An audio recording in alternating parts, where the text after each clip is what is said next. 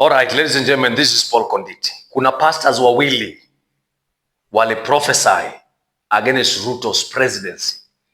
Yeah, moja anatoka Central. One is from Central and the other one is from Nyanza. The first one from Central said that in the first quarter of the year 2025, Ruto's presidency will come to an end. That's what he said. And he claimed that God is speaking to him. And he tried to support his prophecy by many things, saying that, the other prophecies he has ever, prophesied and they came to pass.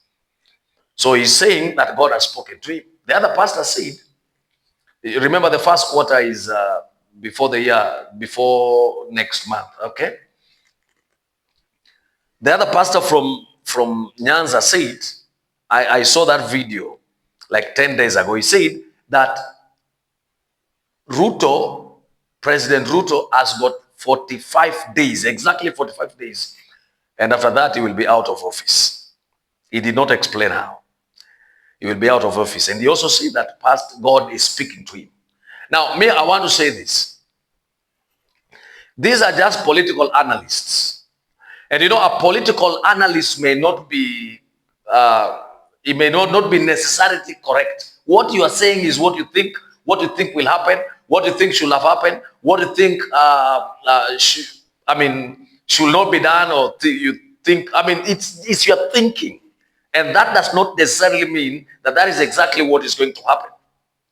So it is wrong to drag God in your nonsense, saying that God is telling me that this is what is going to happen to the president. Now listen. When President Jomo Kenyatta was president, there are people who did not love him. And there are people who loved him. There are people who prayed against him. And there are also people who prayed for him. When Moi became president, there are people who did not love him. There are people who hated him. There are people who prayed against him. There are people who wished him death. But there are people who also supported him and submitted to him and prayed for him.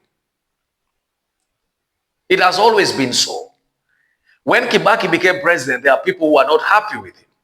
There are people who wanted him out of power. There are people who did not love him. There are people who are fighting him. And there are people who prayed against him. And there are also people who supported him. There are people who are happy with his leadership. There's even a day some people said that Kibaki is supposed to be in power forever. You remember? When Uhuru became the president, there are people who did not love him. There are people who hated him. There are people who never loved him. There are people who prayed against him. There are people who wished him death. And there are people who wanted him to get out of power. But there are also people who prayed for him. There are people who supported him and submitted to him. The same to President Ruto. There are people who do not want him in power. There are people who do not love him. There are people who want him out of power. There are people who hate him. There are people who are rebelling against him.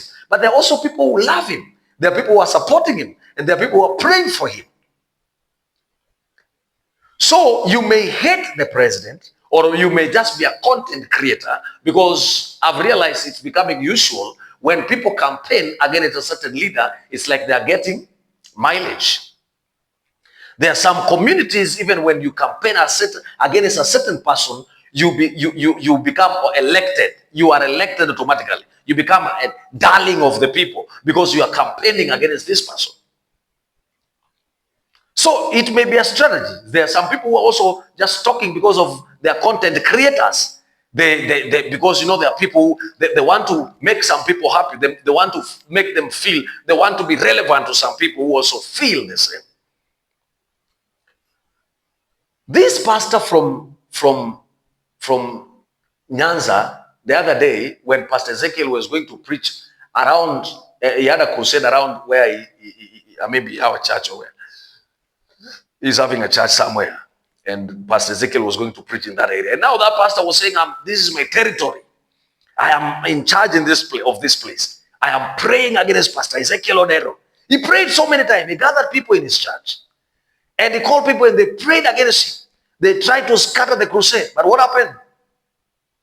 What happened? The crusade went on as it was planned, and everything was successful. Yeah.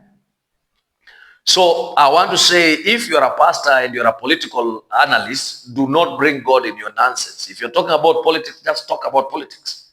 It is you who is talking about politics. Don't tell people that God is telling me, so that you can maybe prove that you're a man of God, or that God is using you, or maybe where you could use Anna.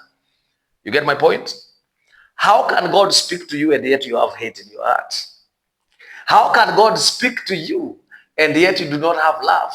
Why don't God tell you to pray for the leaders? God is just telling you that this is, let me tell you my mind. Ruto will be president up to 2027. He will be president up to 2027. He will finish his term.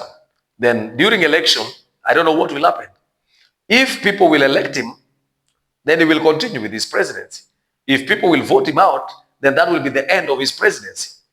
Another person will come. But let me tell you, even if you were the one who was president today of Kenya, still people will hate you. Even Donald Trump, there are people who do not love him. Yes. Yes, there are people who don't love him. So think about what I'm saying. God bless Kenya. God bless you. Asante.